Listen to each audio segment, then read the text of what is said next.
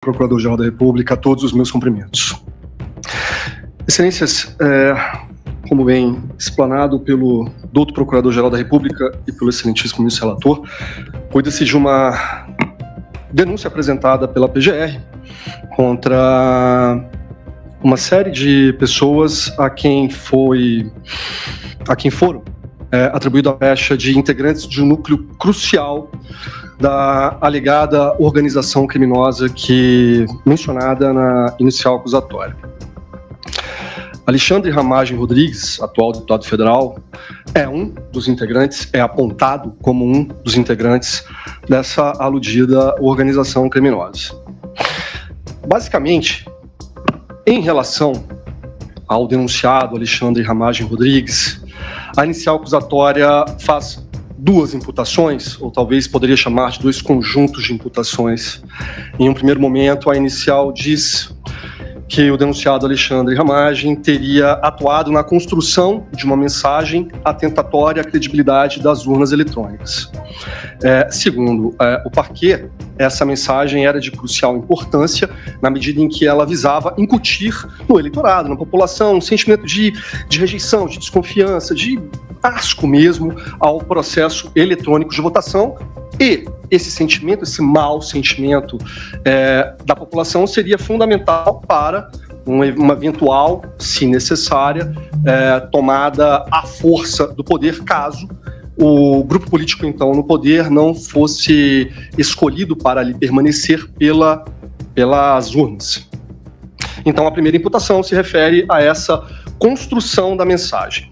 A inicial imputa claramente ao denunciado Alexandre Ramagem atuar na construção de uma mensagem em detrimento da confiança, da segurança das urnas eletrônicas. Para além disso, o parquê também menciona que Alexandre Ramagem, na condição de diretor-geral da ABIN, teria montado uma espécie de estrutura paralela de informação dentro daquele órgão público, cujas finalidades seriam monitoramento de potenciais adversários do grupo político, então, no poder, e produção de suposta desinformação que seria repassado a influenciadores digitais para divulgação em mídias digitais.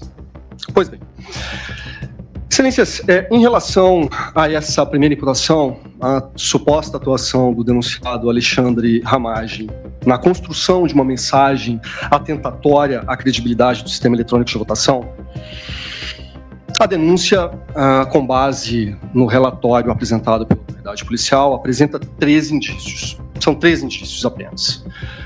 3 arquivos de texto, 2 arquivos docx e um arquivo do tipo notas, do tipo que se há nesses programas Note de celular, para anotação de lembretes, ideias, compromissos, enfim. Essas 3 mensagens, esses 3 arquivos de texto, segundo a denúncia, teriam sido repassados ao então presidente da República, e esses 3 arquivos de texto demonstrariam que Alexandre Ramagem teria efetivamente atuado na construção dessa mensagem deletéria ao sistema eletrônico de votação.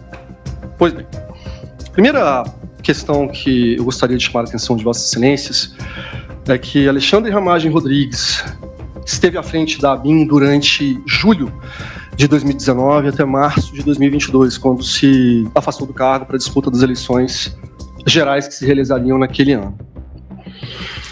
Durante 2 anos e 8 meses, Alexandre Ramagem esteve à frente da Agência Brasileira de Inteligência. E a Polícia Federal fez, a partir da busca e apreensão desse equipamento, fez longa perícia em computadores, telefones, em gadgets utilizados por Alexandre Ramagem durante a sua gestão na ABIN. Durante 2 anos e 8 meses de gestão. E o que a autoridade policial apresentou em seu relatório foram esses 3 arquivos de texto. 3 arquivos de texto. Com todas as linhas devidas, sim, são indícios extremamente tímidos, singelos, da prática de um crime muito grave, da efetiva atuação do denunciado na construção de uma mensagem deletéria às urnas eletrônicas, porque tudo que há na denúncia, com base naquilo que foi colhido pela autoridade policial, são 3 arquivos de texto, e nada mais. E esses 3 arquivos de texto não trazem, isso eu gostaria muito de realçar esse ponto, não trazem algo novo, algo inédito, algo criativo, porque, notem, excelência, estamos falando aqui da construção da mensagem. A inicial acusatória não imputou a Alexandre Ramagem a atitude de requentar uma mensagem ou de repetir aquilo que já vinha sendo dito. Não. Imputou a Alexandre Ramagem a construção de uma mensagem, a criação, a inovação. E esses 3 arquivos de texto citados na denúncia e expostos no relatório apresentado pela autoridade policial não trazem, em momento algum, argumentos novos, criativos, inovadores, inéditos, fundamentos, talvez construídos com base na utilização do Serviço Brasileiro de Inteligência. Nada. Traz mais do mesmo. O primeiro desses documentos, embora possamos tecer críticas ao seu conteúdo, traz a seguinte mensagem: que o presidente, ou então presidente da República, teria sido eleito no primeiro turno das eleições de 2018. Essa era a mensagem principal desse documento.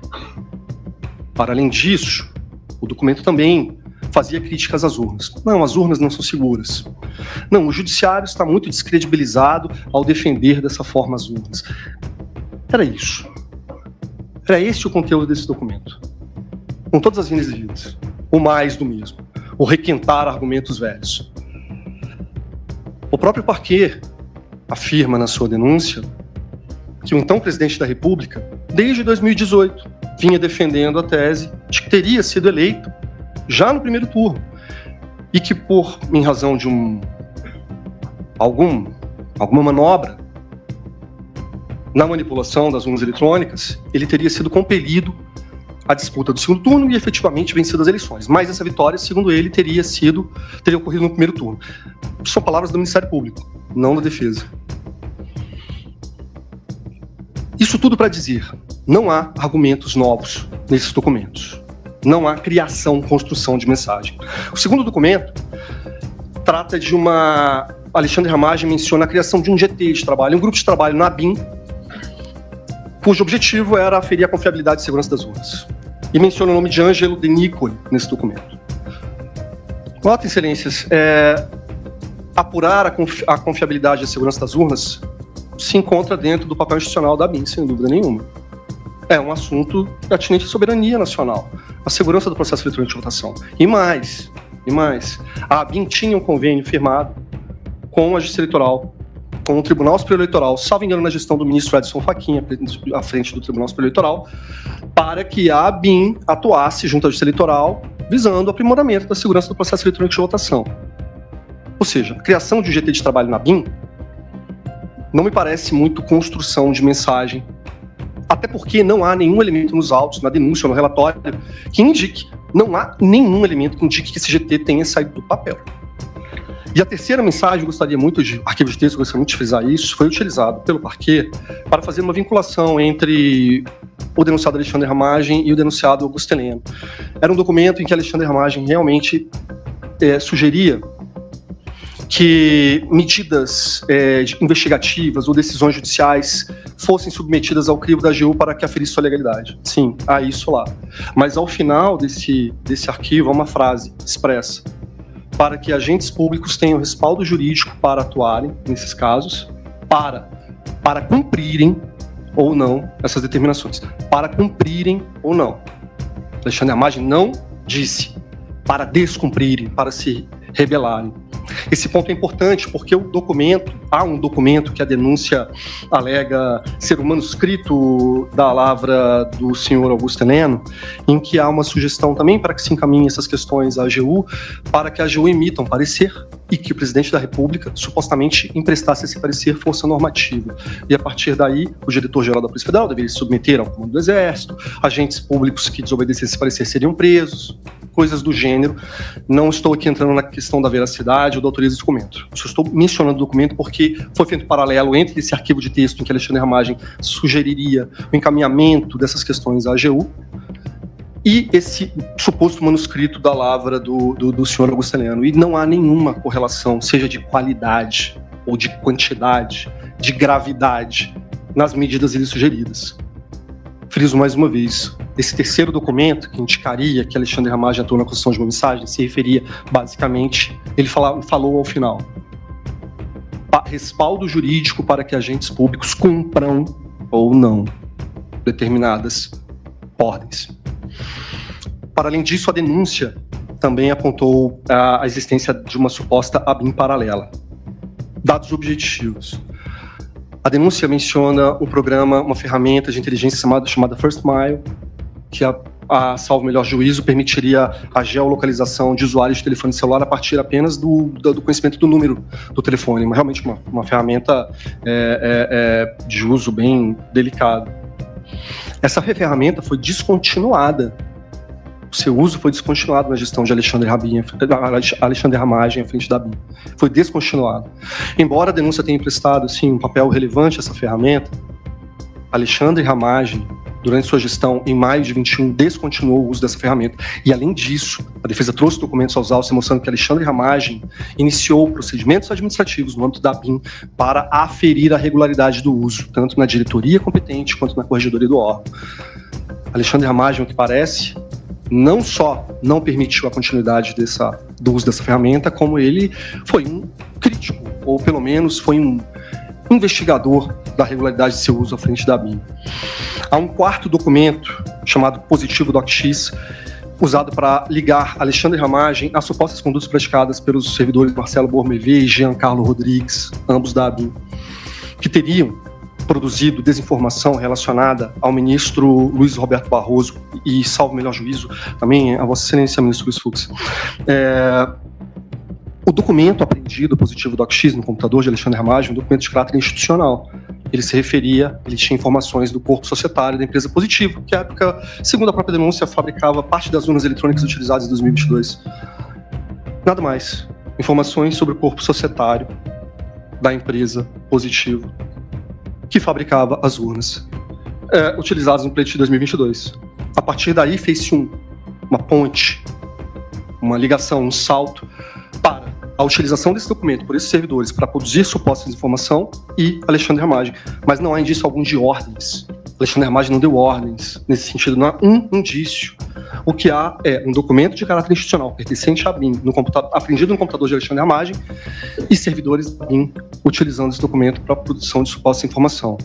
Com todas as vênias. Admitir que Alexandre Ramagem tem envolvimento com isso sem o mínimo indício nesse sentido seria imputar-lhe culpa em vigilando, talvez, responsabilidade penal objetiva. Quero citar também a denúncia, a colaboração premiada do tenente-coronel Mauro Cid, a quem a denúncia emprestou importante relevo nesse núcleo crucial da organização criminosa. Seria a pessoa que estaria próxima ao então presidente da República, que levaria comunicações e informações aos demais integrantes da suposta organização. Mauro Cid, embora Alexandre Ramagem tenha sido apontado como integrante do núcleo crucial dessa organização criminosa, Mauro Cid não emprestou relevo algum à participação de Alexandre Ramagem nessa suposta organização. Relevo algum, não há. E o depoimento é longo. Muitos fatos. Mas relevo sobre a participação de Alexandre Ramagem nessa organização criminosa não há. Além disso, Alexandre Ramagem saiu do governo federal em março de 2022 para a disputa das eleições gerais de 2022 e foi eleito deputado federal. Alexandre Ramagem, a partir de março de 2022, estava imbuído da sua campanha, da sua pré-campanha, das negociações políticas para obter fundos partidários, apoio de prefeitos, deputados estaduais, governadores. Foi uma campanha dura e Alexandre Ramagem foi eleito. A partir de março de 2022, e notem que a denúncia traz um claro recrudescimento das supostas ações dessa organização criminosa a partir de julho de 2022, quando Alexandre Ramagem não estava no governo federal. A preocupação de Alexandre Ramagem era, evidentemente, o pleito eleitoral que se avizinhava. E tamanho foi o empenho dele, que eleito foi. E sendo eleito deputado federal, não faz o menor sentido, com todas as vênias do Procurador-Geral da República, imputar a Alexandre Ramagem o crime de atentar contra o Estado Democrático de Direito. Alexandre Ramagem formalmente passou a pertencer àquele Estado. Excelências, muito obrigado pela paciência. Presidente. Pois não, ministra Carmen Lúcia. Eu pedi ao relator se eu poderia fazer uma pergunta apenas para saber se o que eu anotei de uma fala Ministro Alexandre. Por favor. Apenas porque Vossa Excelência disse que é dever da ABIN apurar a segurança e a fiscalização das urnas no processo eleitoral. É essa frase, Vossa Excelência, que eu anotei aqui, é essa frase, Vossa Excelência? Eu disse que essa função se relaciona às funções institucionais da ABIN, cuidar, zelar pela segurança do processo eleitoral, porque é um tema de soberania Vossa do Excelência Estado. anotou urnas, e urnas são de outro poder. Então, Excelência, Apenas só para ter certeza do que eu anotei, do que os senhores advogados falam. Muito obrigada. Com licença, obrigado. Agradeço ao doutor Paulo Renato Garcia Sintra Pinto e concedo a palavra ao doutor Demóstenes Lázaro Xavier Torres, que fará a sustentação oral em favor do denunciado Almir Garnier Santos. Doutor Demóstenes tem 15 minutos para fazer a sustentação oral.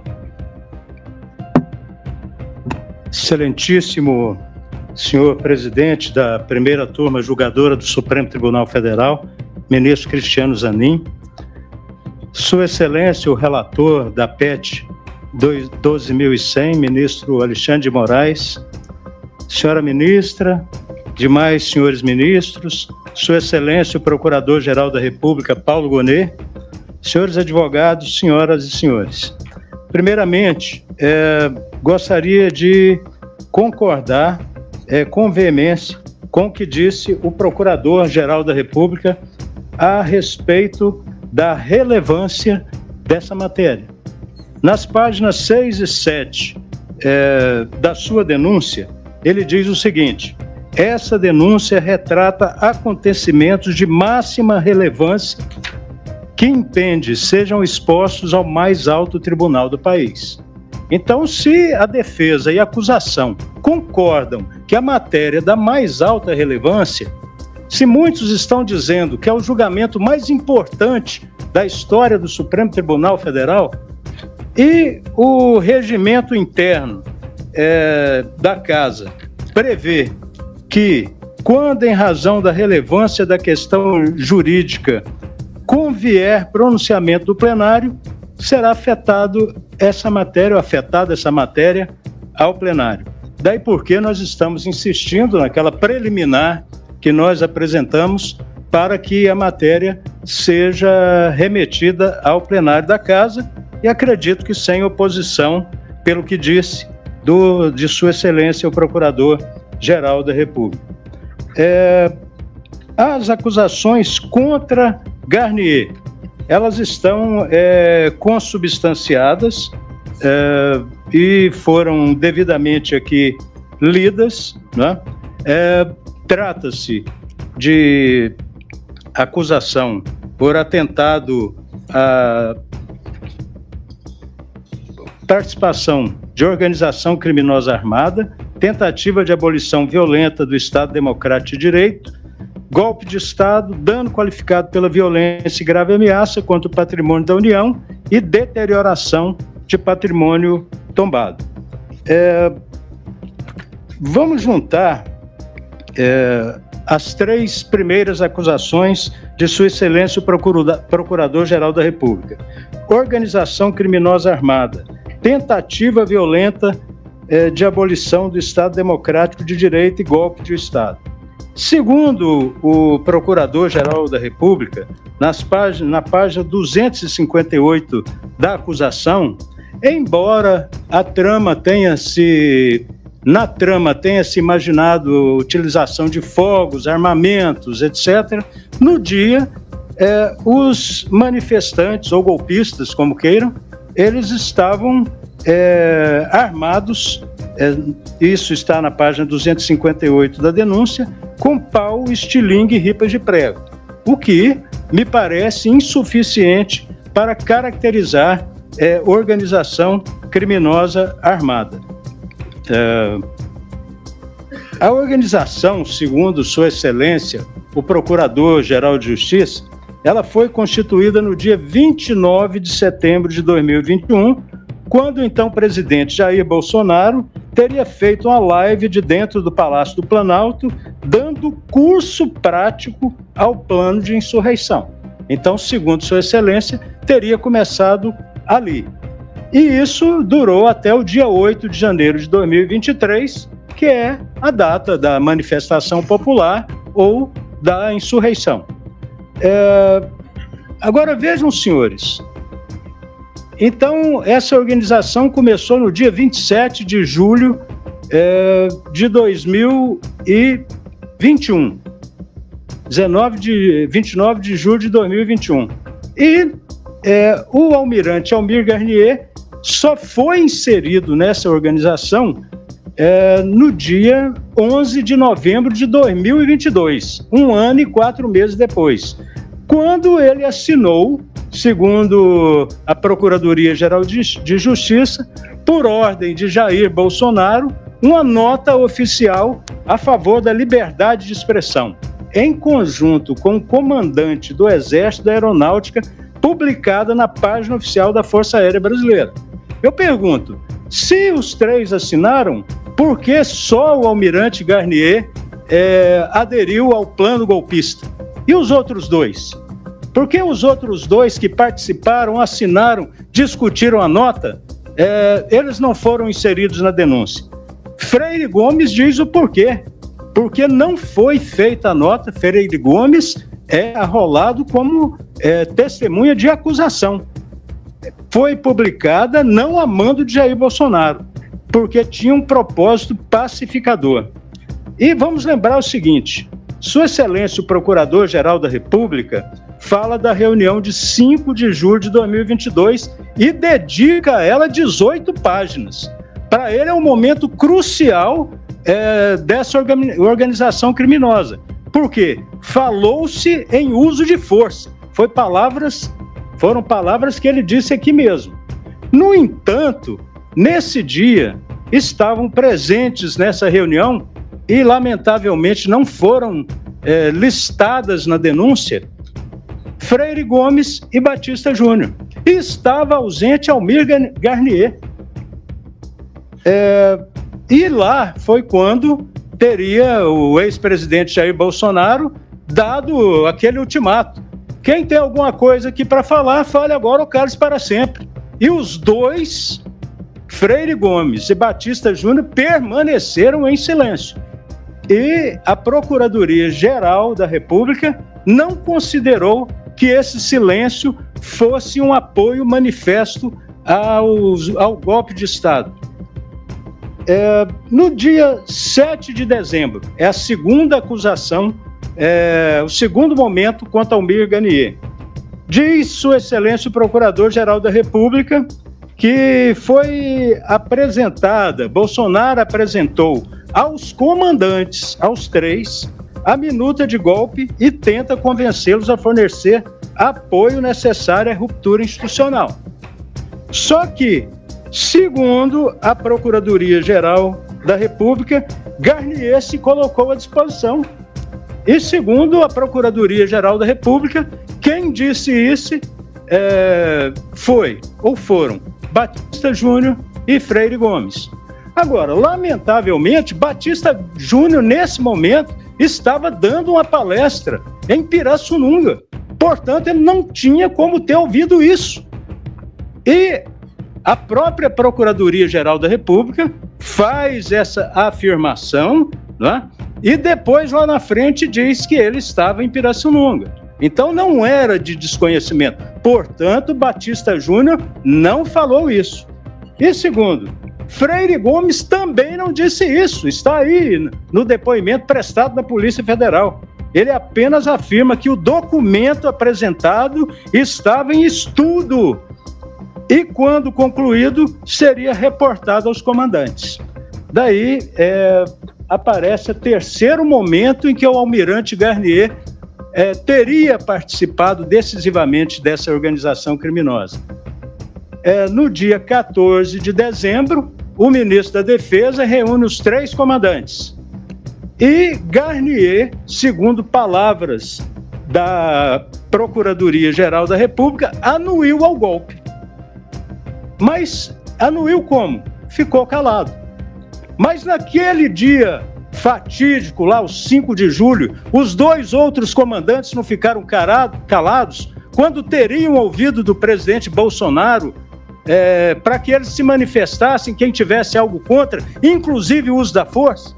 Então, por que houve a presunção de inocência para os dois no dia 5 de julho e aqui há uma presunção de condenação em relação ao almirante Garnier, porque ele ficou calado? E mais, ele teria entrado na organização criminosa, segundo o Procurador-Geral da República, para influenciar os demais. E como é que alguém entra em algo para influenciar os demais e permanece calado? Qual o método que ele teria utilizado para convencer os demais? Telepatia? Porque ele ficou calado. E ele ficar em silêncio pressupõe que ele é culpado? Tem vários momentos no direito e que isso não é admitido. A verdade, senhores, também houve mensagem entre terceiros. Braga Neto manda elogiar Garnier e atacar Batista Júnior. Tem mensagem. Sérgio Cavalieri e Mauro Cid dizem que Garnier tinha tanques para agir. Riva, que não foi identificado pela Polícia Federal, diz que Bolsonaro deveria ter iniciado o golpe só com a Marinha. Qual a verdade, senhores? As tropas da Marinha só podem ser movimentadas com autorização do Comando de Operações Navais. E o comandante do Comando de Operações Navais era o atual comandante da Marinha, Olsen. E o atual comandante da Marinha diz claramente, numa nota, que eu até fico abismado que essa nota não tenha sido publicada, uma nota do dia 27 de novembro, essa nota, depois de concluído o relatório, diz claramente que isso jamais aconteceu. Até porque se tivesse acontecido, Olsen teria que estar aqui. Então ele disse: em relação às matérias veiculadas na mídia que mencionam tanques nas ruas prontos para o golpe, a Marinha do Brasil afiança que em nenhum momento houve ordem, planejamento ou mobilização de veículos blindados para execução de ações que tentassem abolir o Estado Democrático de Direito. Esse era o homem encarregado de mobilizar as tropas. Então, isso também não aconteceu. O fato é que os romancistas da Polícia Federal, eles não quiseram pedir de volta os autos para analisar isso, até porque a Marinha aqui se coloca à disposição para esclarecer esses fatos. Foram analisados mais de 250 milhões de áudios e mensagens pela Polícia Federal e Ministério Público Federal. 250 milhões, nenhum foi enviado ou recebido pelo almirante Garnier. Foi feita busca e apreensão na casa dele. Apreendido aparelho celular, apreendido agenda e tudo mais. E nada foi encontrado contra o almirante Garnier. No caso do crime de dano ao patrimônio público e deterioração do patrimônio tombado, é um nonsense. Não existe nada. A Polícia Federal não concluiu isso. Ele não foi indiciado por isso. Simplesmente na denúncia jogaram isso. E de qual é o motivo? Ele fazia parte da organização criminosa. Então não há acusação, não há ato. Ao contrário do que foi dito aqui, no caso específico desses dois crimes, o artigo 41 foi violado. A denúncia é inepta. Ela não menciona de que forma o almirante Garnier contribuiu para os atos do dia 8 de janeiro.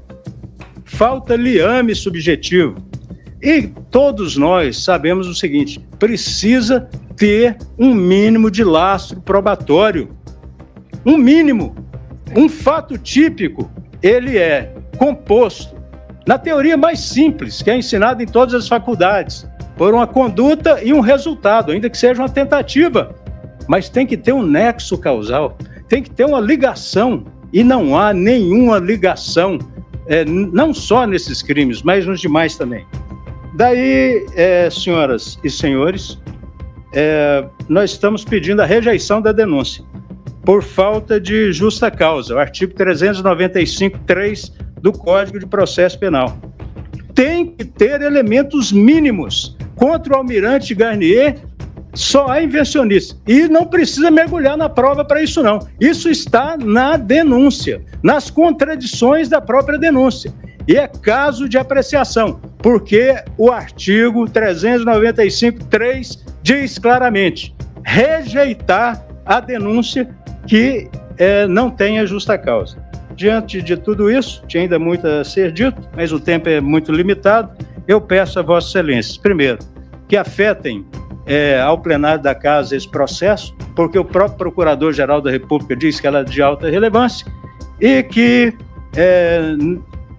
rejeite a denúncia, porque em uma parte ela é inepta e em outra parte não há justa causa para recebê-la. Agradeço a Vossas Excelências. Agradeço, doutor Demóstenes Torres. E agora passo a palavra ao doutor Elmar Roberto Novak para a sustentação oral pelo denunciado Anderson Gustavo Torres. Doutor Elmar tem a palavra pelo prazo regimental de 15 minutos. Cumprimento, excelentíssimo senhor ministro Cristiano Zanin, presidente desta turma. Cumprimento o excelentíssimo senhor ministro Alexandre de Moraes, relator deste caso. Cumprimento a excelentíssima senhora ministra Carmen Lúcia, em nome de quem cumprimento todas as mulheres que acompanham este julgamento. Cumprimento os excelentíssimos senhores ministros Fux, ministro Flávio Dino, em nome de quem cumprimento todos os servidores desta casa. Cumprimento o excelentíssimo senhor Procurador-Geral da República, Paulo Gonet, em nome de quem cumprimento todos os membros do Ministério Público, advogados, cumprimento também o ex-presidente da República aqui presente, profissionais da imprensa, senhoras e senhores. Os atos de 8 de janeiro certamente serão uma mancha na história recente do Brasil. O STF agiu rapidamente e com a energia necessária para combater aqueles atos gravosos. Passado, porém, aquele calor do momento, é necessário serenidade para que se evite, com a justificativa de proteger o Estado Democrático de Direito, venhamos a solapar uma de suas bases mais importantes, o devido processo legal. O Supremo Tribunal Federal vem cumprindo fielmente com a sua missão de guardião da Constituição. E o que se espera da mais alta corte do país é que ela haja sempre com isenção, que jamais permita que discussões políticas partidárias ou ideológicas contaminem as suas decisões. Essa imparcialidade é fundamental para o Brasil. E neste caso simbólico que aqui trazemos, em sua exordial acusatória, o Ministério Público Federal imputa a Anderson Torres o fato de fazer parte de uma macabra trama golpista. O que nós vamos demonstrar aqui, tecnicamente, é que em relação a Anderson Torres, a denúncia é inepta e permeada de falsas ilações. E antes de adentrar no mérito da denúncia, eu falo rapidamente aqui sobre a competência deste Supremo Tribunal Federal para julgar pessoas sem prerrogativa de foro. É necessário que haja evidente conexão com pessoas com foro aqui investigadas. Neste caso, a denúncia não teve êxito em demonstrar essa conexão entre os atos de Anderson Torres com a conduta daqueles que têm foro, portanto, processados e julgados nesse Supremo Tribunal Federal. Portanto, preliminarmente, o que se pede é que, em relação a Anderson Torres, os autos sejam encaminhados a uma das varas criminais da Seção Judiciária do Distrito Federal. Superada essa questão, passamos, então, à análise da denúncia. O Ministério Público Federal imputa a Anderson Torres 5 condutas consideradas, então, criminosas. Quais sejam elas, ministro Fux? A participação de uma live em julho de 2021. O que mais, ministra Carmen Lúcia? A participação de uma reunião ministerial em julho de 22.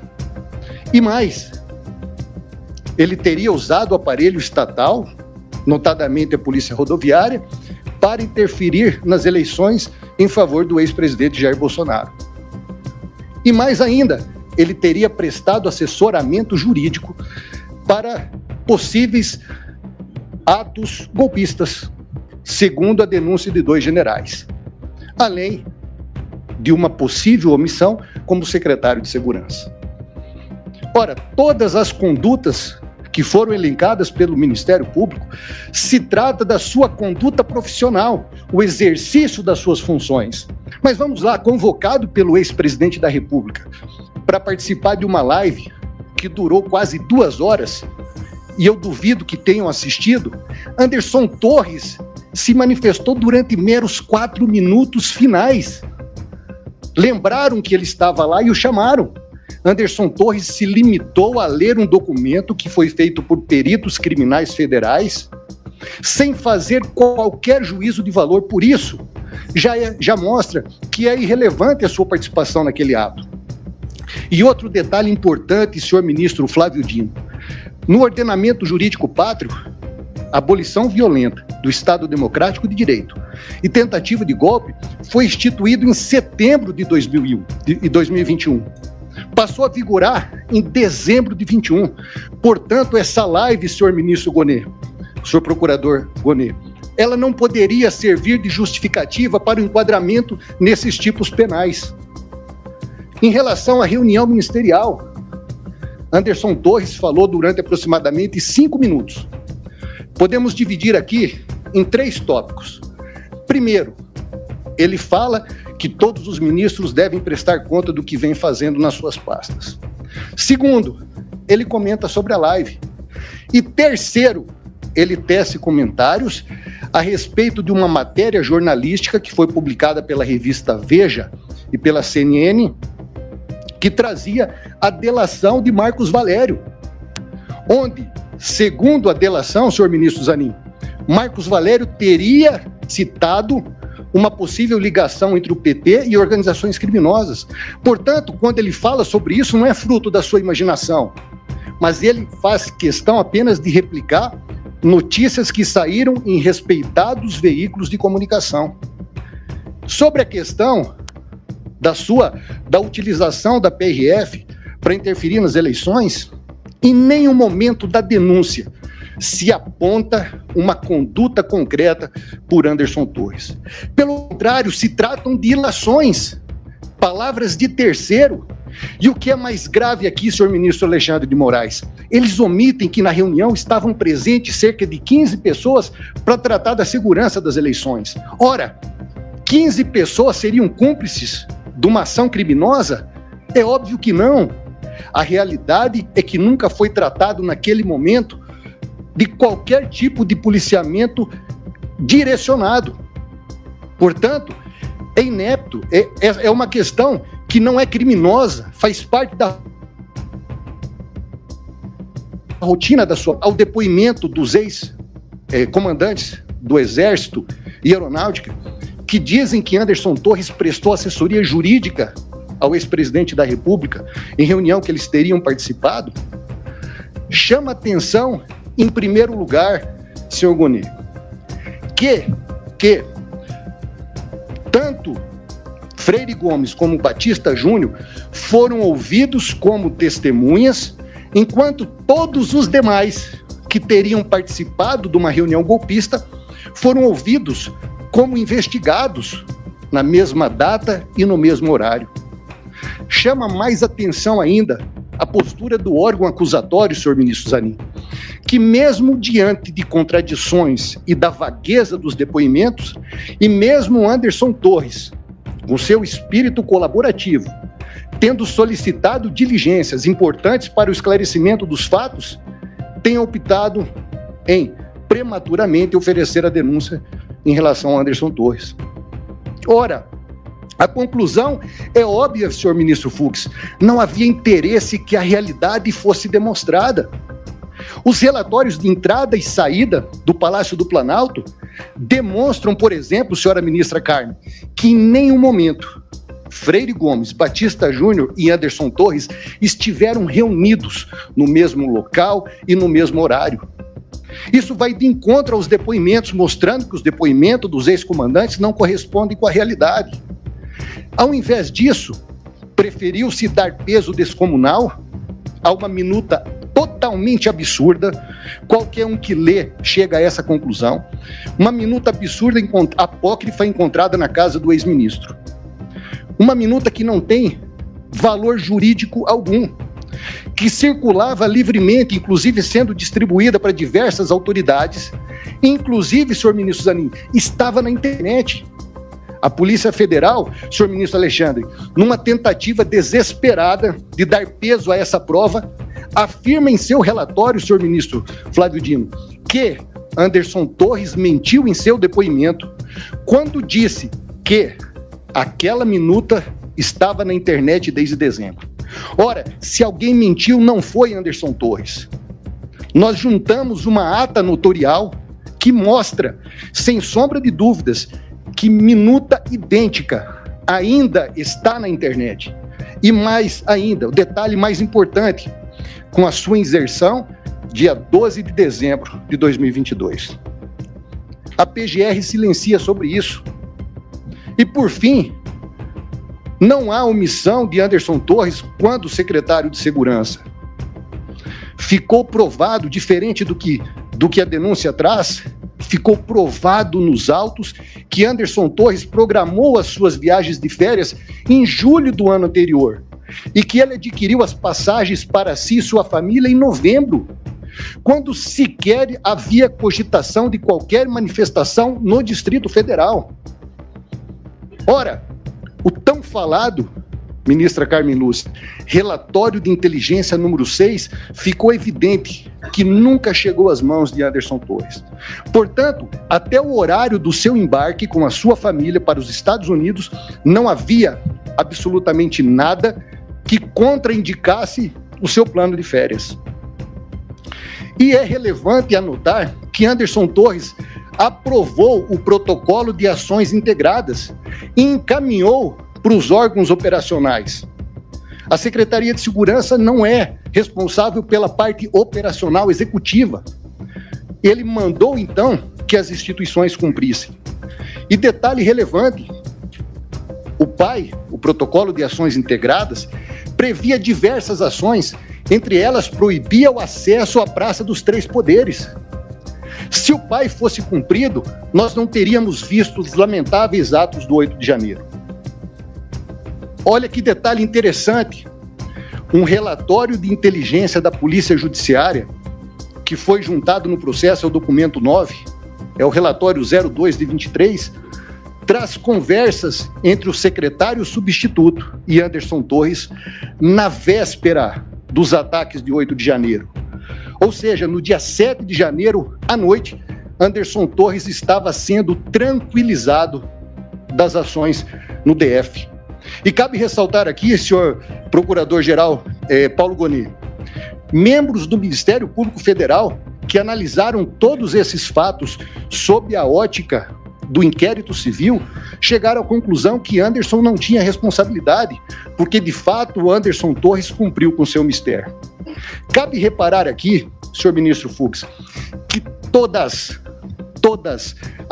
as quebras de sigilo que houveram, de telefones daqueles com quem Anderson Torres teve contato, a exemplo desse diálogo com Fernando, o secretário substituto, demonstram sem sombra de dúvidas que nada foi encontrado que incriminasse Anderson Torres. Pelo contrário, o que foi encontrado, ministro Zanin, demonstra o seu espírito apaziguador e democrático. E foi por essa razão, senhor ministro Flávio Dino, que a defesa de Anderson Torres entregou as senhas da nuvem do seu telefone celular e do seu e-mail. Nenhuma vírgula, senhora ministra Carmen Lúcia, foi falado a PGR em relação aos dados telemáticos de Anderson Torres e as quebras de sigilo. Por que razão? Porque tudo que foi encontrado favorece Anderson Torres. Mas, ao invés disso, a PGR denunciou Anderson Torres de modo temerário, imputando-lhes condutas que sabidamente não são crimes. E mais, nós teríamos aqui como elencar diversas provas de que não há condições de prosseguir a denúncia em relação a Anderson Torres, porque não há justa causa. E eu poderia citar aqui, por exemplo, a transição da pasta, onde em novembro de 22, o ex-ministro Anderson Torres se reuniu com o ministro Flávio Dino para começar a transição da sua pasta. Ora, Anderson Torres, quando soube que estavam invadindo os prédios públicos, mandou uma mensagem para o seu substituto: não deixe chegar no Supremo. No dia 6, ministra, isso é muito importante, no dia 6 pela manhã, Anderson Torres se reuniu com o general Dutra com o objetivo de desmobilizar os acampamentos em frente aos quartéis. Ora, são atitudes incompatíveis para aquele que pretende dar um golpe de Estado. E mais relevante, e para finalizar, é que na delação premiada de Mauro Cid, um dos personagens centrais de toda essa denúncia, ele não implica Anderson Torres. Portanto, o que fica claro é que o ex-ministro da Justiça, Anderson Torres, jamais participou de qualquer ação golpista e nós devemos buscar o que é correto, justo e digno, e é por isso que nós pedimos a rejeição da denúncia em relação a Anderson Torres. Muito obrigado. Presidente, com a sua aquiescência, gostaria só de tirar uma dúvida. Pois não, ministro Flávio Dino. O senhor aludiu a uma data, dia 12 de dezembro, e certamente por limitação orgânica minha, eu não captei o que aconteceu no dia 12 de dezembro, que o senhor mencionou. 12 de dezembro foi inserida aquela minuta, a idêntica minuta encontrada na casa do Anderson Torres, ela circulava pela internet, com a data de inserção em dezembro de 21. Inserção onde? 22, na internet. Publicamente? Isso. Ok, agradeço ao senhor. Obrigado, ministro. Muito obrigado. Agradeço ao doutor Elmar Roberto Novak. E agora passo a palavra ao doutor Matheus Maia Milanês, que falará pelo denunciado Augusto Heleno Ribeiro, pelo prazo regimental de 15 minutos. Vossa Senhoria tem a palavra, doutor Matheus. Peguei daqui, né? Obrigado. Excelentíssimo senhor ministro-presidente Cristiano Zanin, excelentíssimo senhor relator ministro Alexandre de Moraes, excelentíssima senhora ministra Carmen Lúcia, excelentíssimo senhor ministro Luiz Fux, excelentíssimo senhor ministro Flávio Dino, excelentíssimo senhor professor e doutor Paulo Gonet, colegas de trincheira, serventuários e serventuárias desta casa, assessores e assessoras e demais espectadores. Eu gostaria de iniciar minha sustentação com uma citação que muito me inspira de Santo Agostinho, onde ele fala que a esperança tem duas filhas lindas, a indignação e a coragem. A indignação nos ensina a não aceitar as coisas como estão, e a coragem, excelências, a mudá-las. Então, movido por essas palavras que falam em nome de Augusto Heleno. E minha sustentação será breve. Pautarei em 3 pontos principais. Primeiro, sobre a impossibilidade de divisão deste processo. O segundo, sobre a necessidade do acesso à íntegra das provas e não aos informes de polícia judicial. E terceiro, sobre a inépcia e falta da justa causa para com o senhor Augusto Heleno.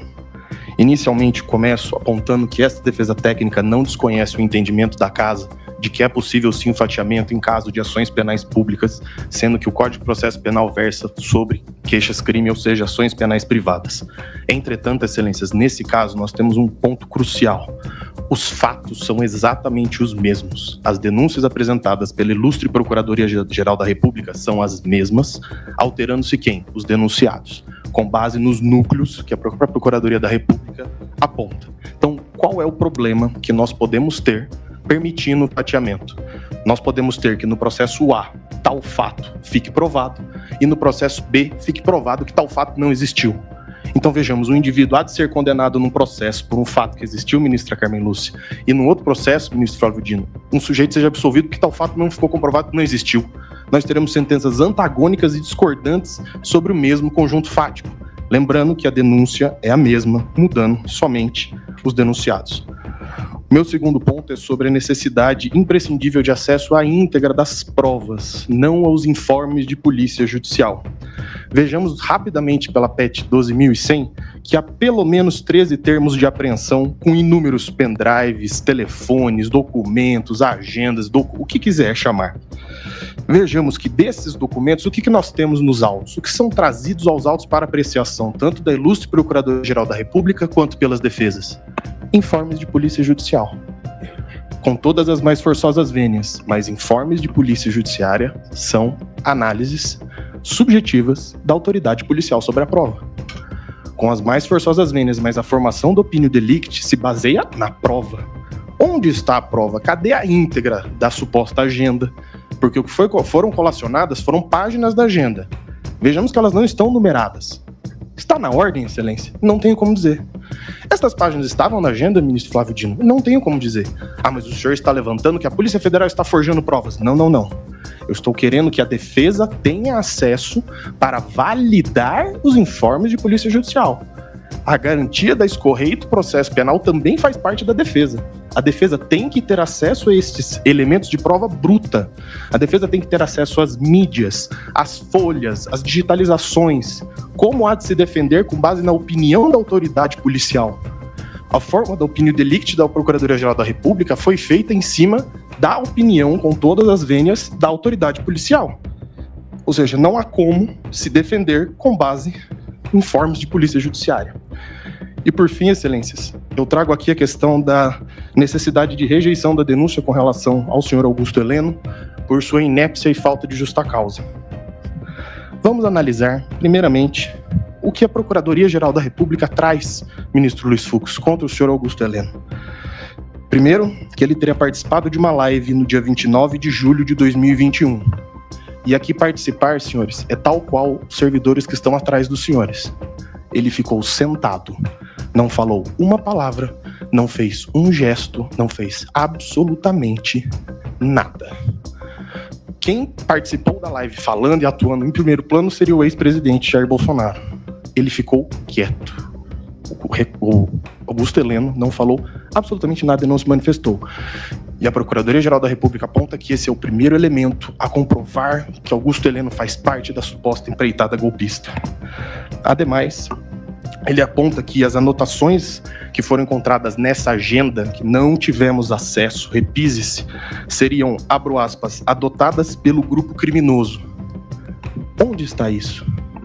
Onde que a agenda foi um documento crucial, ministro Luiz Fux, para a formação do grupo criminoso ou para a articulação desse suposto grupo criminoso? Não há.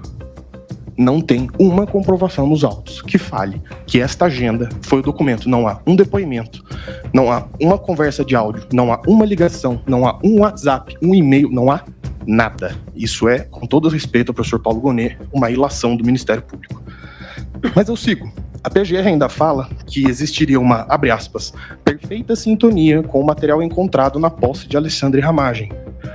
Essa perfeita sintonia se trata do documento já falado pelo advogado, onde há similaridade com o conteúdo, com base numa linha da agenda. Isso é perfeita sintonia, senhores?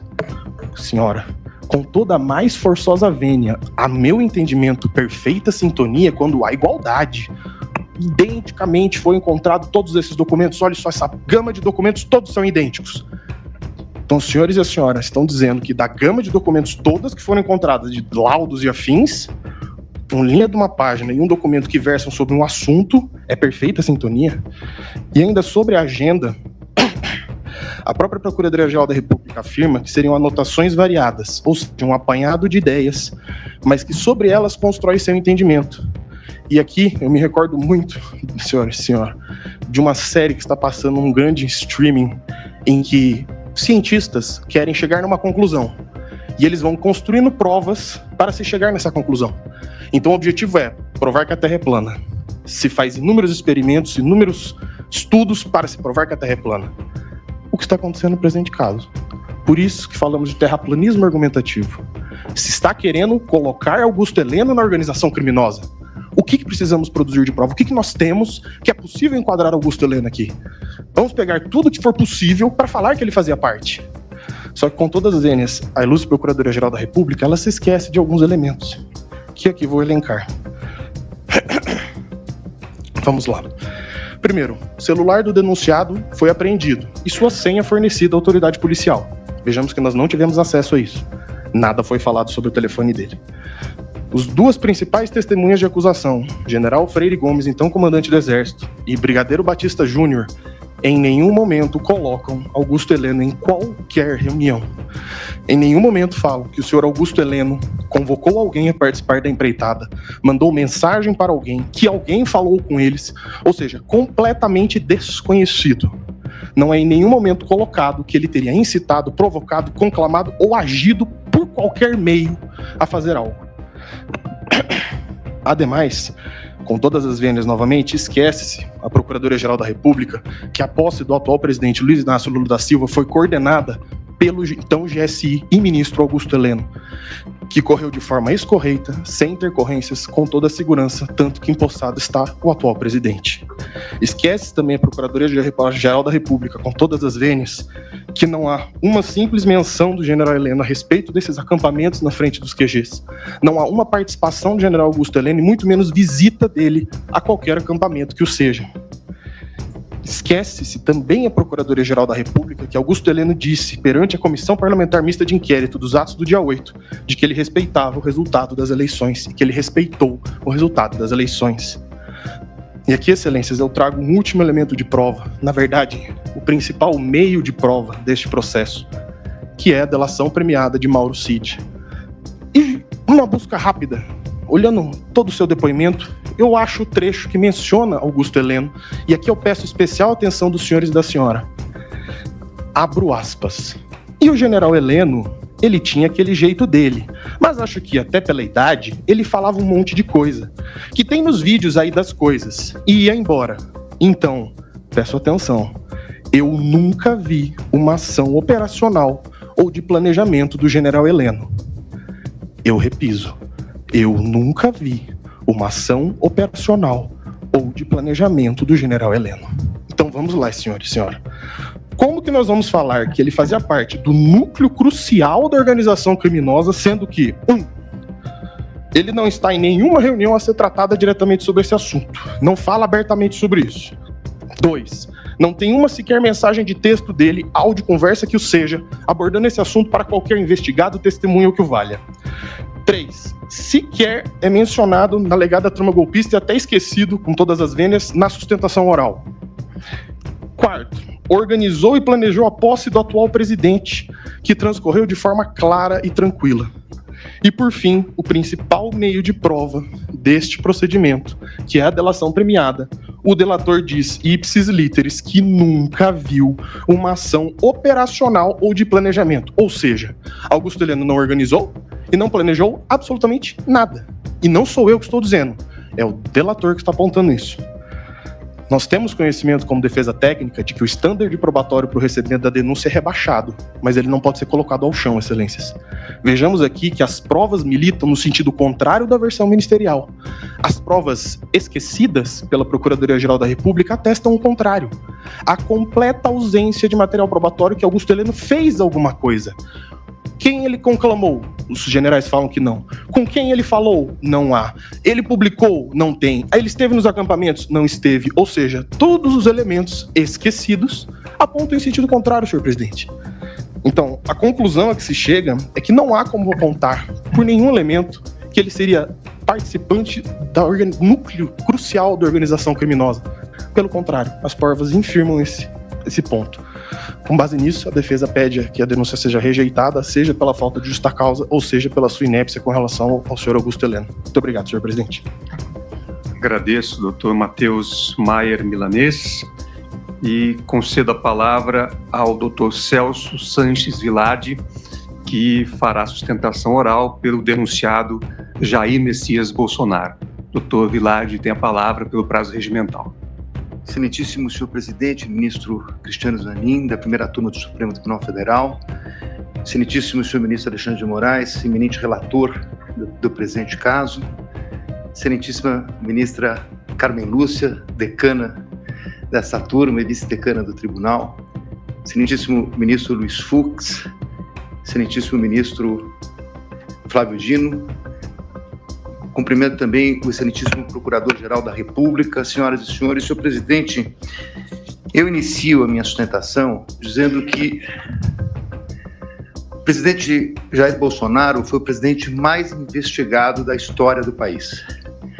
Uma investigação que perdurou por anos, que começa com o objetivo de investigar uma live de 4 de agosto de 2021, em que se autoriza a quebra de uma nuvem do seu ajudante de ordens, o Coronel Cid, que hoje é delator, que perdura por meses essa investigação da quebra, com vários objetos diferentes. Num primeiro momento, verificava-se a live, numa investigação determinada pelo TSE. No segundo momento, investigava-se o cartão corporativo, os gastos do presidente e da então primeira-dama. Depois investigou-se até uma questão de emendas, para se chegar numa questão de vacinas. Portanto, não havia um objeto específico. E por que eu estou tratando disso, senhor presidente? Porque o inquérito das vacinas é a gênese de todo este caso, onde ocorreu a prisão e depois a colaboração do Coronel Cid. E o que se achou, senhor presidente, depois de tudo isso? Que foram determinadas buscas e apreensões, foi feita a quebra de nuvens, o presidente foi investigado, buscas e apreensões. O que se achou com o presidente? Absolutamente nada. E com todo o respeito e com toda a vênia, ilustre Procurador-Geral da República, eu contesto essa questão do documento achado no do Partido Liberal. Há, inclusive, do meu colega Paulo Bueno, uma ata notarial de que ele enviou para o presidente da República aquele documento. Então, esse documento não foi achado. Com o presidente não se achou absolutamente nada.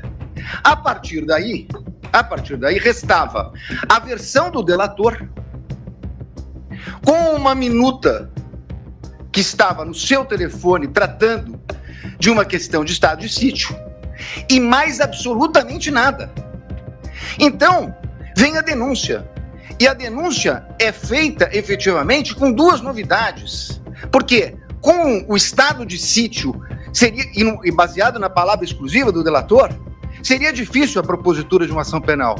Então, traz-se uma narrativa que vem, efetivamente, do começo de atos de pronunciamentos do presidente da República, pronunciamentos públicos, e depois o 8 de janeiro.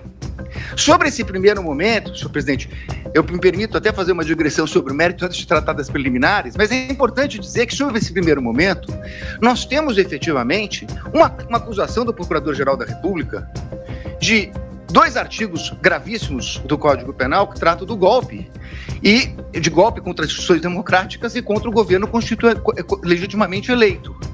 Mas um minutinho só, estamos tratando de uma execução que se iniciou em dezembro de 21, tratando do crime do governo legitimamente eleito. Qual era o governo legitimamente eleito? O dele.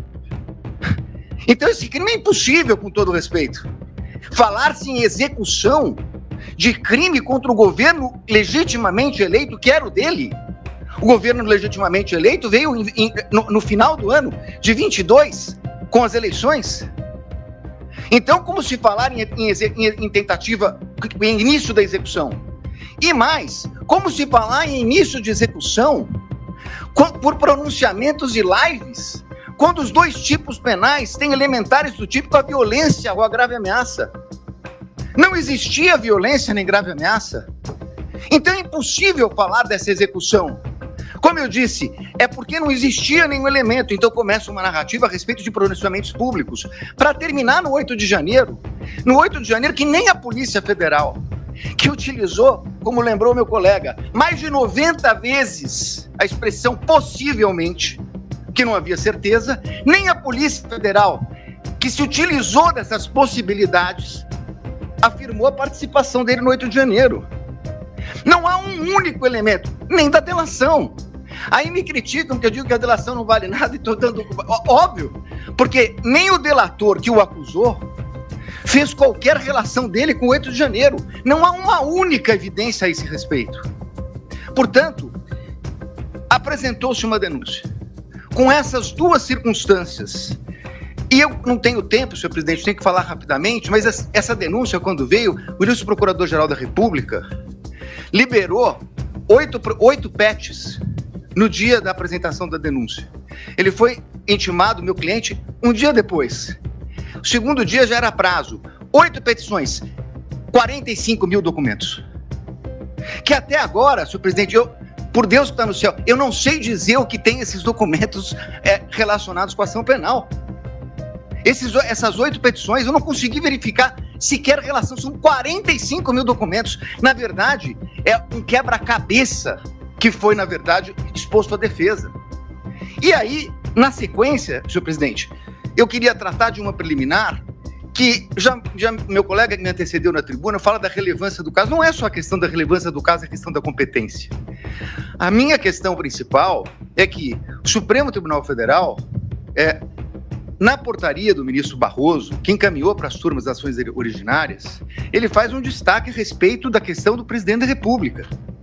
Então, o presidente da República, se crime houvesse contra o presidente da República, seria julgado pelo pleno do Supremo Tribunal Federal. Ora, se o Supremo Tribunal Federal entendeu agora, num julgamento que foi concluído recentemente, após a apresentação da denúncia, que a competência se prorroga e que os detentores de foro, ainda que deixem suas respectivas funções, passem a ocupar, saiam da prerrogativa de foro e o delito será julgado pelo Supremo, prorrogando a competência que detivera aqui no momento que ocupava o cargo. Qual era a competência? Era do pleno, porque ele era presidente da República e chegou a ser investigado como presidente da República. Muito bem. Mas com base nisso, senhor presidente, o que nós temos nessa denúncia? A prova da defesa, substancialmente, é uma prova negativa. É uma prova negativa. Não fez, não participou, não aderiu, não autorizou. É uma prova negativa.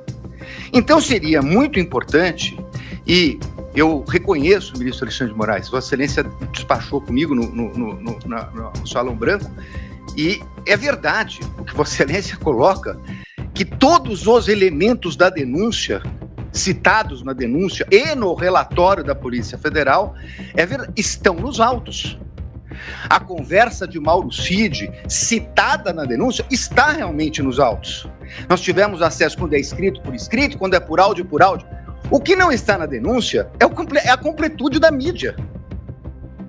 Como disse o meu colega que me antecedeu.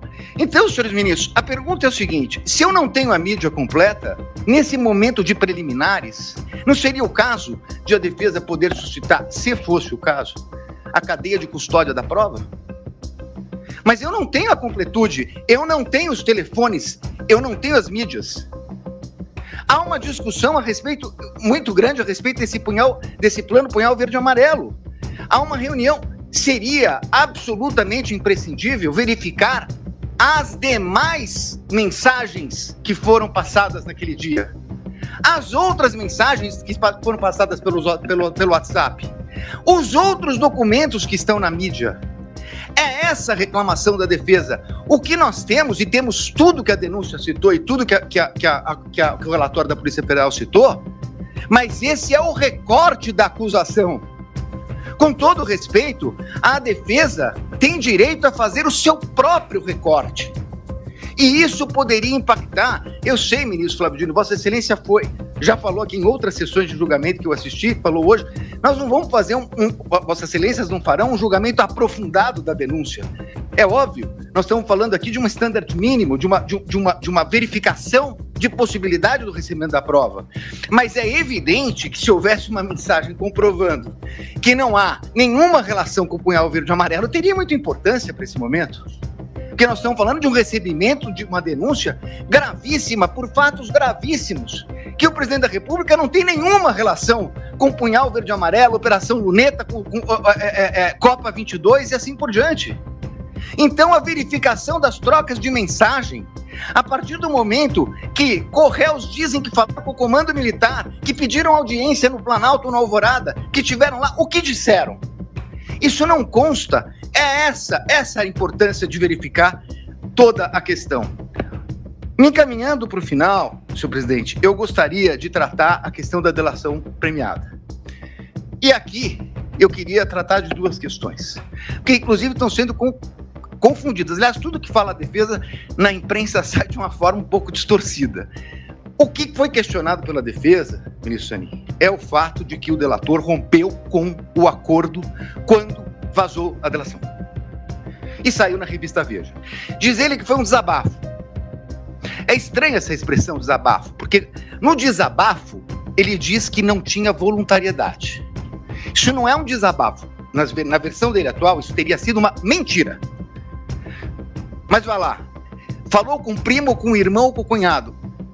Senhor presidente, a lei não autoriza o delator, o contrato de colaboração, não autoriza o delator a falar nem com o irmão, nem com o cunhado, nem com a mãe. Não autoriza. Ele, inclusive, estava proibido até de ter contato com o pai, se salvo engano meu, a partir de um determinado momento que era investigado. Se ele falou com o cunhado, e se isso foi vazado, essa é uma responsabilidade dele. Dir-se-á, mas essa é uma questão formal. É verdade, uma questão formal. Só que mais adiante, vem uma questão de que a Polícia Federal diz que ele mentiu, omitiu e se contradisse. E aí, senhores ministros, essa é a minha maior crítica, a questão da delação. Por quê? O Supremo Tribunal Federal, num voto de grande detalhamento do ministro Dias Toffoli, diz o seguinte: delação é um meio de prova. O delator conta uma história, as autoridades buscarão as provas de corroboração e só assim ela poderá ser utilizada. O que aconteceu nesse caso? Ele falou, segundo a Polícia Federal, ele mentiu, omitiu e se contradisse. E então, há uma audiência para que ele tivesse oportunidade de se corrigir. Mas aí, com todo respeito, há uma inversão. Porque, na verdade, não é o Estado que foi buscar as palavras de corroboração dele. O Estado foi buscar as provas de corroboração do que ele disse. É o contrário. O Estado trouxe indícios e ele se adequa aos indícios trazidos pelo Estado. É completamente o inverso. Com todo respeito, ministro, é o inverso. O delator tem que falar e o Estado tem que trazer as provas para condenar alguém. O que aconteceu aqui é que ele falou, mentiu, e o Estado tinha indícios, e aí ele se adequa ao Estado. E aí, com todo respeito, vem a denúncia do seguinte, inclusive, o colaborador, nessa versão do colaborador, foi corroborada pela Polícia Federal. Não, desculpe, ele não foi corroborado pela Polícia Federal. É o colaborador que corroborou a versão da Polícia Federal. É exatamente o inverso disso. E numa audiência que se traduziu numa coleta de provas. E essa é a insurgência da defesa. Porque nesse momento, essa coleta só poderia ser feita, com todo respeito, pelo procurador, pela polícia e não pelo Poder Judiciário. Então, senhores ministros, para terminar, eu quero dizer o seguinte. Eu entendo a gravidade de tudo o que aconteceu no 8 de janeiro. Mas não é possível que se queira imputar a responsabilidade ao presidente da República ou colocando como líder de uma organização criminosa quando ele não participou dessa questão do 8 de janeiro. Pelo contrário, ele a repudiou. E mais do que isso, ministros, nesse tempo que não é possível discutir a questão aprofundada de provas, é importante dizer, senhor presidente, que enquanto a Polícia Federal fala possivelmente, enquanto a denúncia traz conjecturas, como a impressão de um documento no Palácio que teria tido conhecimento dele, o fato concreto é que o acusado de liderar uma organização criminosa para dar golpes socorreu o ministro da Defesa, nomeado pelo presidente Lula, porque o comando militar não o atendia. Foi o presidente que determinou a transição. Foi o presidente que determinou que eles atendessem o ministro da Defesa que assumiu em 1º de janeiro. Portanto, encerrando, ministro, não é possível que se queira dizer que é compatível com uma tentativa de golpe com o uso do comando militar quando o presidente da República autoriza a transmissão do poderio limitar no começo de dezembro. no começo de dezembro, antes da data do dia 15, antes da data do dia 11. E, portanto, senhores ministros, eu ratifico as nulidades que foram colocadas na minha peça, apreciada por Vossa Excelência, e peço a rejeição da denúncia. Agradeço pela atenção. Muito obrigado, senhor presidente. Agradeço ao doutor Celso Vilardi e concedo a palavra ao doutor César Roberto Bittencourt, que fará a sustentação oral pelo denunciado Mauro César Barbosa Cid. Doutor César Bittencourt tem a palavra pelo prazo regimental de 15 minutos.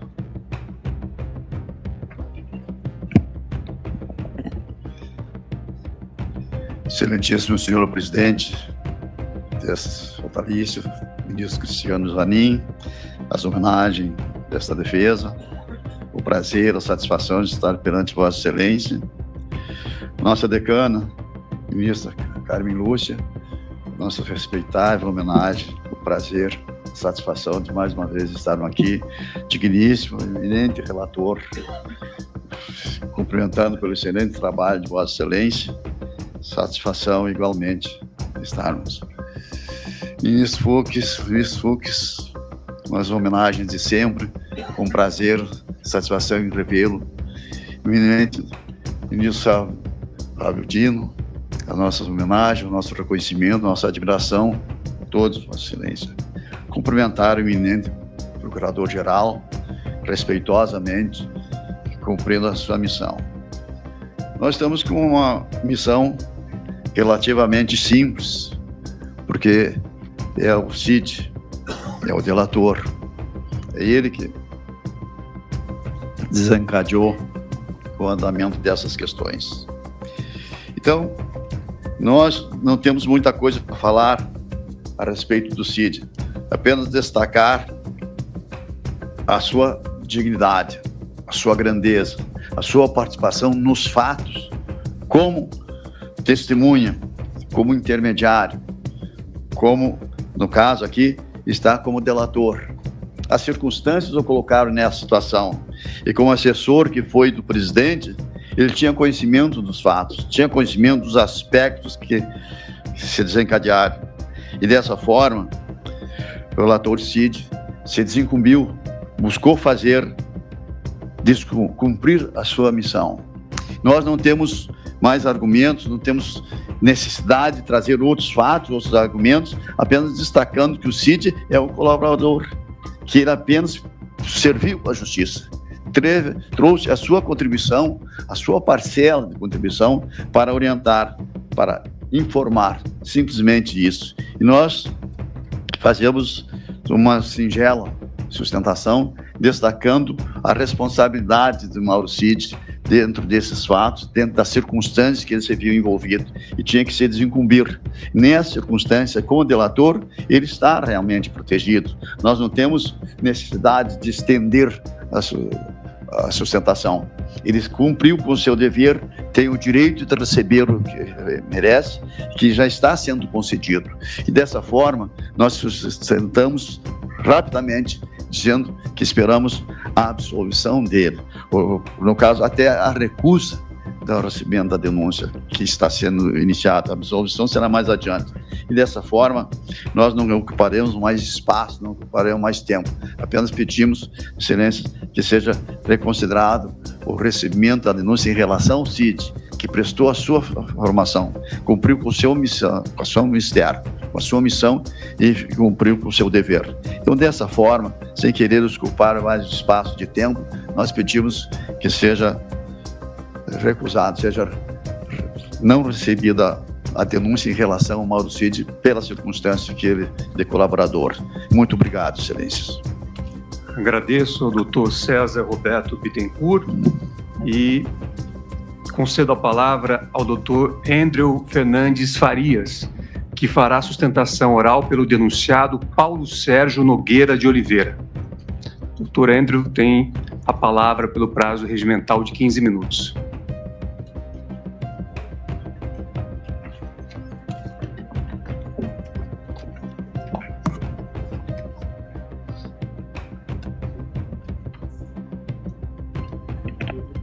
Excelentíssimo senhor ministro-presidente Cristiano Zanin, excelentíssimo senhor ministro relator Alexandre de Moraes, excelentíssima ministra decana Carmen Lúcia, excelentíssimo ministro Luiz Fux, ministro Dino, excelentíssimo procurador-geral da República, professor Gonê, caros companheiros de trincheira da advocacia e todos os que aqui nos acompanham, recebo o meu mais afetuoso e fraternal cumprimento.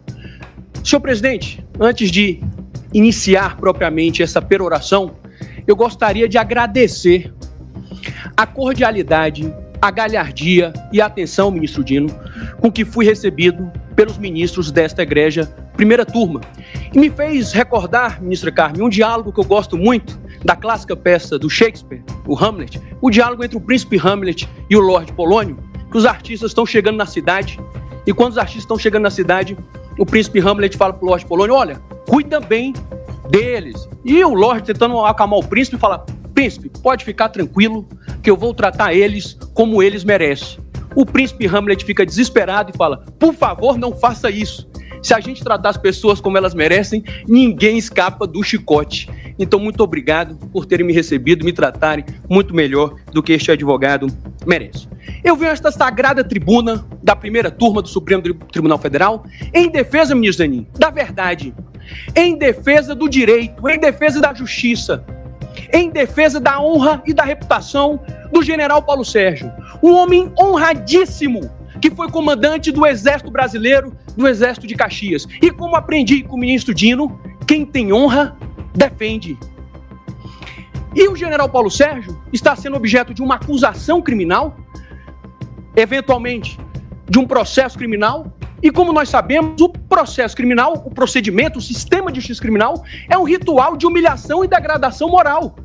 É por isso que sempre se revela oportuna, a gente nunca pode esquecer das lições de Carrara, que o processo criminal é o que há de mais sério nesse mundo. Tudo nele deve ser claro como a luz, certo como a evidência, positivo como qualquer grandeza algébrica, nada de ampliável, nada de suposto, nada de ilação. A verdade desativada de dúvidas, eminente ministro Zanin. E qual é a acusação, a grave acusação, que pesa contra o ministro Paulo Sérgio? Diz a denúncia que o general Paulo Sérgio integrava uma organização criminosa, que o general Paulo Sérgio teria atuado para dar um golpe de Estado, para abolir violentamente, ministro Fux, abolir de forma violenta o Estado Democrático de Direito. E para simplificar, qual é a controvérsia que trago da tribuna, dentre tantas, mas a principal controvérsia que trago para essa tribuna para deliberação desta distinta Casa de Justiça? Existe nos autos justa causa com relação especificamente ao general Paulo Sérgio? Existe lastro probatório, ainda como advertiu o ministro Dino na sessão de hoje, ainda que seja mínimo, mas existe esse lastro probatório que concede, que confere plausibilidade à acusação com relação especificamente ao general Paulo Sérgio? E como esta corte tem um recente julgado do eminente ministro relator, tem um recente julgado agora em 2024, relatoria do eminente ministro Fachin, da segunda turma, mas como esta corte entende a justa causa?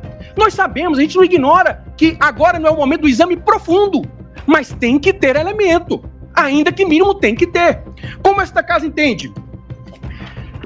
Começando pelo inquérito 3.719, diz este Supremo Tribunal Federal: a justa causa para ação penal consiste na exigência de suporte probatório mínimo a indicar a legitimidade da imputação e se traduz na existência no inquérito policial ou nas peças de informação que instrui a denúncia de elementos sérios e idôneos que demonstrem a materialidade do crime e indícios razoáveis de autoria.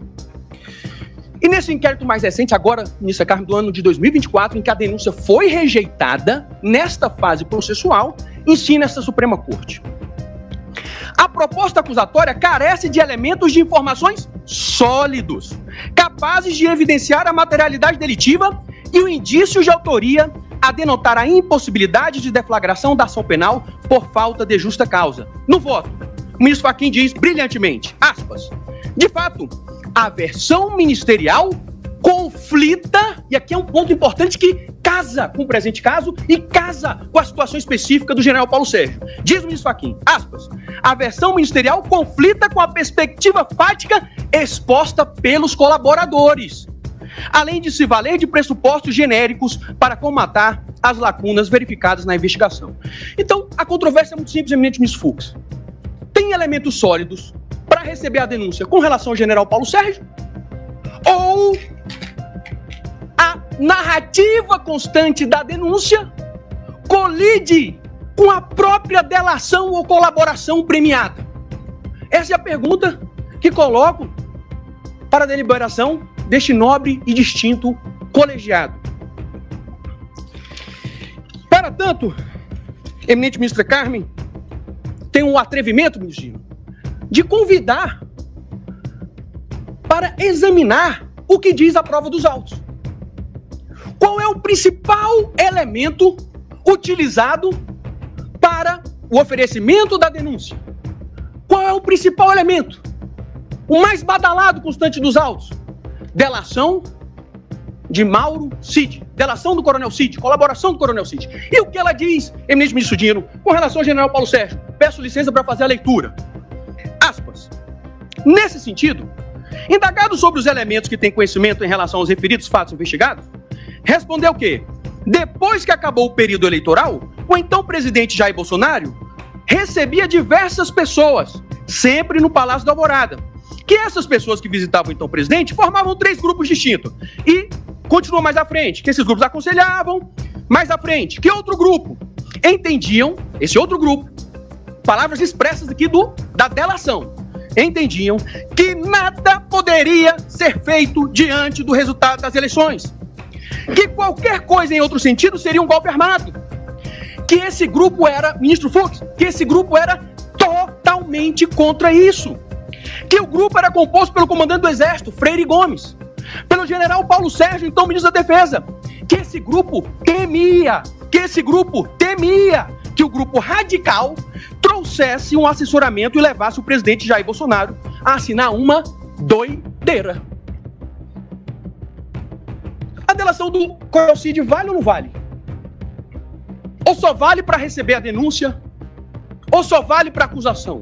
E quando ele diz aqui expressamente que o general Paulo Sérgio fazia parte de um grupo que aconselhava o presidente de que nada poderia ser feito diante do resultado das eleições, que temia que um grupo radical levasse o presidente a assinar expressões do colaborador, uma doideira. Vamos fazer vista grossa? Não vale? Poderia até se dizer, mas quando foi complementar sua colaboração, sua delação, em 21 de novembro de 24, o coronel Cid diz: aí nessas discussões com o general Braga Neto, então coloca outro general como ministro da Defesa. Tinham essas discussões. E tem uma mensagem constante do relatório da Polícia Federal, do general Mário. E olha, eminente ministro Dino, ministro Fux, olha o que o general Mário diz, conversando com alguém, possivelmente com o nome Caveira. Aspas. Cara, eu tava pensando aqui, sugerir o presidente até ele pensar em mudar de novo o MD, o ministro da Defesa. Segundo a lógica e a narrativa constante da denúncia, após uma eventual assinatura de decreto, seria instalado um gabinete de crise. E tinha estrutura, ministro Fux, tinha estrutura desse gabinete de crise, eminente ministra Carmen, a estrutura organizacional. O general Paulo Sérgio fazia parte dessa estrutura organizacional? Não. Então como é que ele integrava uma organização criminosa que buscava dar golpe de Estado, abolir violentamente o Estado Democrático de Direito? Como que ele fazia parte, ministro Dino, dessa organização criminosa se ele assessorava o presidente a não fazer nada? Se ele era totalmente contra golpe de Estado? Se ele temia que uma doideira fosse assinada? Se ele não integrava o gabinete de gestão de crise? Se tinham pessoas querendo tirar ele do cargo, tirar o general Freire Gomes como comandante do Exército e retirar o general Paulo Sérgio como ministro da Defesa? Com as mais respeitosas vênias, a história não fecha. Por isso que a gente fica numa situação, é porque a prova dos autos, ministro Fux, ela é contundente em demonstrar a inocência do general Paulo Sérgio. A defesa não poderia ficar calada. A defesa não poderia fingir que não viu o que consta da delação do Cid. É prova da inocência. Não é a situação de uma falta elementos, é mais grave do que isso. É prova da inocência. E com as mais respeitosas vênias, ninguém discute aqui o brilhantismo. O professor Paulo Gonet é um exímio jurista, nada pessoal, no campo da institucionalidade. Todos no mundo do direito reverenciam o professor Gonet. Mas com as mais respeitosas vênias, a questão da reunião do dia 14 de dezembro, que foi colocada aqui também na sustentação oral da acusação pública, foi dito que houve o ministro da Defesa fez uma reunião no dia 14 de dezembro para pressionar os comandantes das forças. Com as mais respeitosas vênias, é uma ilação. O que disse o comandante da força, o general Freire Gomes? Peço licença para ler o que disse o general Freire Gomes. Vamos lá. Depoimento dele prestado à Polícia Federal. Aspas. Que a reunião ocorreu no gabinete do ministro da Defesa. Que na reunião, então, o ministro da Defesa, Paulo Sérgio, disse aos comandantes que teria uma minuta e gostaria de apresentar os comandantes. Esse que eu estou lendo do Batista Júnior. Pedi para ler por lealdade a Vossas Excelências a do Freire Gomes. Aspas, mais uma vez.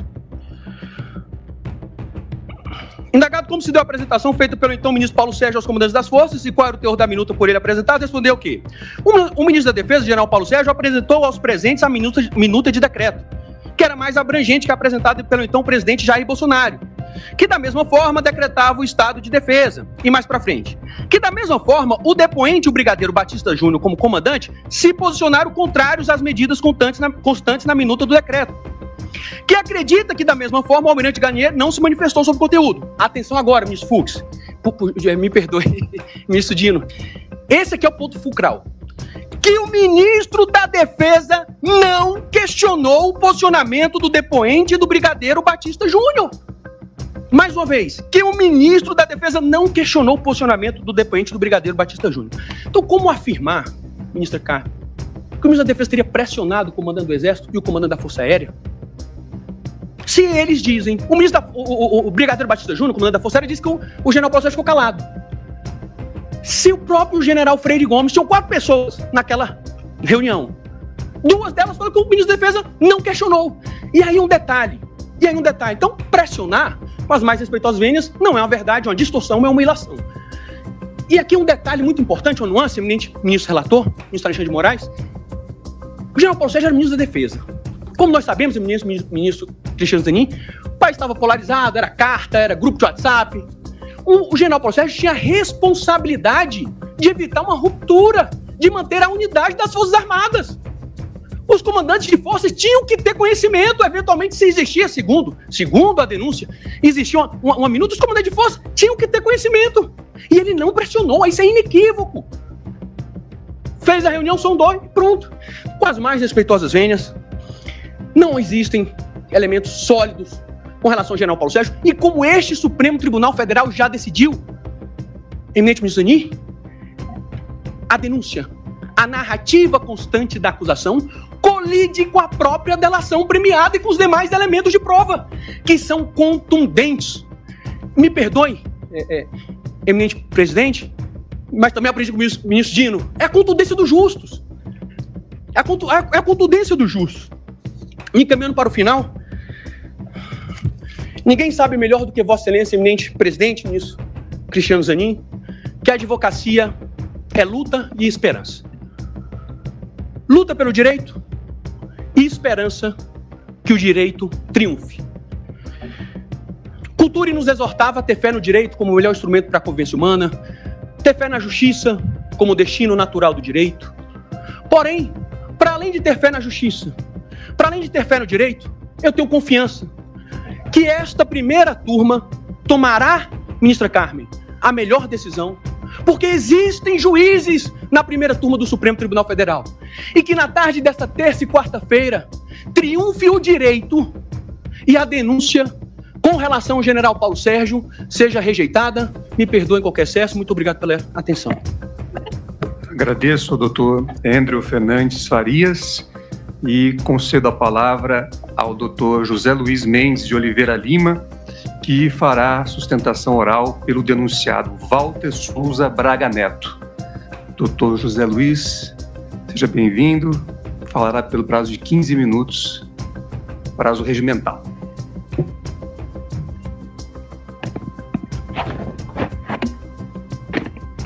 Eminente ministro presidente Cristiano Zanin, eminente ministra Carmen Lúcia, decana dessa colenda primeira turma, eminente relator, ministro Alexandre de Moraes, eminente ministro Luiz Fux, eminente ministro Flávio Dino, doutor Paulo Gonet, eminente procurador da República, gostaria aqui de registrar o profundo respeito que tem por Vossa Excelência e pela instituição que o senhor representa. Eminentes advogados que divido a tribuna da defesa, senhoras e senhores, serventuário da Justiça. Senhor presidente, inicialmente eu gostaria de fazer 2 registros. O primeiro é que é sempre uma honra e um privilégio usar a tribuna da defesa no Supremo Tribunal Federal. Eu advogo há 35 anos e quero dizer a Vossa Excelência que toda vez que entro nesta casa, toda vez que vou ao gabinete de Vossa Excelência entregar os memoriais, é motivo de emoção. Eu fico nervoso, as mãos ficam frias, ministro Flávio. E essas sensações tem uma explicação clara. É reverência, é respeito a Vossa Excelência. E o segundo registro que eu gostaria de fazer, eminente ministra Carmen Lúcia, é que esta defesa não ficará em silêncio diante dos ataques veementes, criminosos, feitos contra essa corte e contra todos os integrantes do Supremo Tribunal Federal. Quero dizer a Vossa Excelência, eminente ministro Zanin, que eu vi na televisão assustado os atos de 8 de janeiro de 2023. E qualquer advogado e qualquer cidadão precisa deixar claro isso quando tiver a oportunidade de falar, principalmente nesta casa. Eu registro aqui, em nome desta defesa, a solidariedade de acordo, a solidariedade a todos os ministros dessa corte, especialmente ao eminente relator, porque eu tenho longo respeito. Eu falo em nome de Walter de Souza Braga Neto, um homem que prestou 42 anos de serviços prestados ao Exército Brasileiro, sem qualquer mancha, sem qualquer mácula, sem qualquer apontamento na sua vida. É um homem de reputação ilibada. E eu quero dizer a Vossa Excelência, com o máximo respeito ao eminente Procurador-Geral da República, que a denúncia que foi apresentada contra o general não irá manchar a sua reputação. Eu ouvi atentamente a fala do Procurador-Geral da República. Ele não apontou uma única fala, uma única frase que imputasse alguma coisa, individualizasse alguma conduta criminosa contra o general Braga Neto. E não fez não por inépcia do Ministério Público, mas não fez porque não tem absolutamente nada. Eu quero dizer a Vossas Excelências que Braga Neto não teve qualquer participação, qualquer relação com os fatos de 8 de janeiro. O colaborador Cid, que mente, e mente muito, apresenta um vídeo naquela oportunidade para falar o link do general Braga Neto com os manifestantes dos quartéis. Esse vídeo era de outra coisa. Esse vídeo era de um encontro no Palácio da Alvorada com 6 pessoas, não tinha nenhuma relação com as manifestações dos quartéis. Isso ficou, evidentemente, depois até a própria denúncia faz esse reparo. Quero dizer a Vossas Excelências que Braga Neto não participou da elaboração de qualquer plano que atentasse contra o Estado Democrático de Direito, que atentasse contra a vida de um presidente da República, de um vice-presidente da República e do eminente relator. Braga Neto é inocente. A defesa pede, evidentemente, a rejeição da denúncia. Mas caso ela seja recebida hoje, nesta tarde, a defesa não tem dúvida que durante a instrução criminal, com a oitiva das testemunhas de acusação, com as testemunhas de defesa e com os esclarecimentos de Braga Neto, porque, eminente ministro Flávio Dino, Vossa Excelência acha razoável que, num caso dessa magnitude, a polícia não queira ouvir? Não quis ouvir o general Braga Neto? Que o Ministério Público não quis ouvir o general Braga Neto? Não me parece razoável isso. Não me parece razoável. Parece que a polícia já tinha uma narrativa e pronto. Para que ouvir a defesa? Para que ouvir o general Braga Neto? E eu quero dizer a Vossa Excelência, corroborando até o que o meu querido amigo Celso Villard falou, a defesa não está na mesma situação que a acusação. A defesa está com os olhos cobertos. A defesa está com a sua atuação cerceada, ministro Flandino. E esse cerceamento não foi praticado pelo eminente relator. Não foi. Isso precisa ser dito da tribuna. A forma pulverizada como a Polícia Federal comandou as investigações, eminente ministra Carmen Lúcia, ela despejou nesse processo mais de 115 mil páginas. Nós estamos falando com 2.000 gigabytes de documentos. Nós estamos falando, quando foi oferecida a denúncia, de 15 procedimentos relacionados com a peça exordial. Isso foi feito de maneira organizada? Evidentemente que não. Ela foi despejada de uma forma que a defesa não teve a menor condição de analisar o que foi produzido. Este caso, eminente presidente Zanin, nós temos os melhores momentos separados pela polícia, com a anuência do Ministério Público, mas não foi dado acesso à defesa para que ela também selecionasse os seus melhores momentos. Não, a defesa não precisa ter os melhores momentos. A polícia vai, despeja, é o documento dump, e a defesa não teve acesso. Eu não tive acesso, eminente ministro Flávio Dino, ao que foi apreendido na casa do general Braga Neto. Eu não sei o conteúdo do computador do general Braga Neto. Eu não tenho o telefone, o acesso às mensagens do telefone do general Braga Neto. Como é que eu posso exercer o direito de defesa, ministra Carmen Lúcia? Como é que eu posso mostrar a Vossa Excelência que mensagem X ou Y refuta o que foi dito na denúncia? Eu não tenho como. Não me parece razoável que essa defesa tivesse acesso ao conteúdo do celular. Não teve.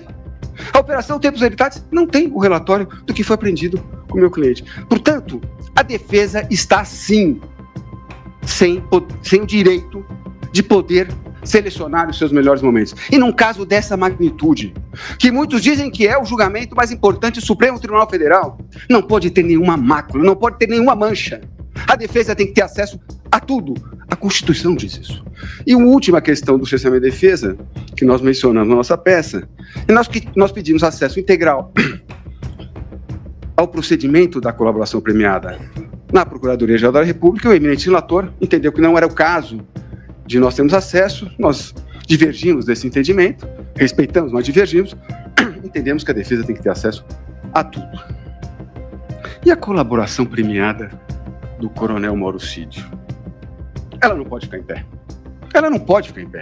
Evidentemente que é por isso que o eminente advogado que usou a tribuna aqui para fazer a sua defesa não se alongou. Essa delação não fica em pé. Essa delação, ela não diz a verdade. Ela tem que ser anulada por 4 motivos. O primeiro, que é um acordo celebrado entre polícia e colaborador, sem anuência do Ministério Público. Sem anuência do Ministério Público. Então o PGR foi contrário à celebração desse acordo. Mas o eminente relator entendeu que era caso, sim, de homologar este acordo. Há um julgado do plenário do Supremo Tribunal Federal que pontua a relevância, a importância da anuência do Ministério Público no acordo de colaboração premiada. Posso continuar?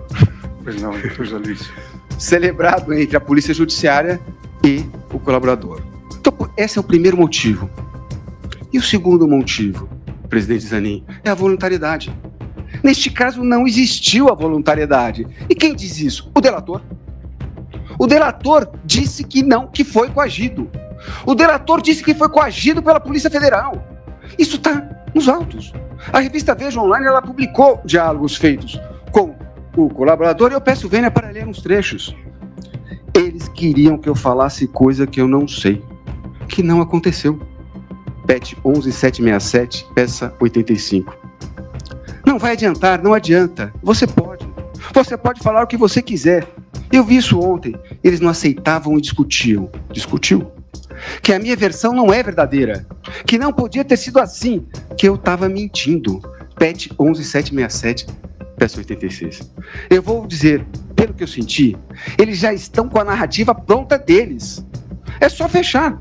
Eles querem o máximo possível de gente para confirmar a narrativa deles. É isso que eles querem. PET 11767, peça 88. Cadê a voluntariedade? Cadê a voluntariedade? Ele mentiu. Ele foi induzido pela Polícia Federal.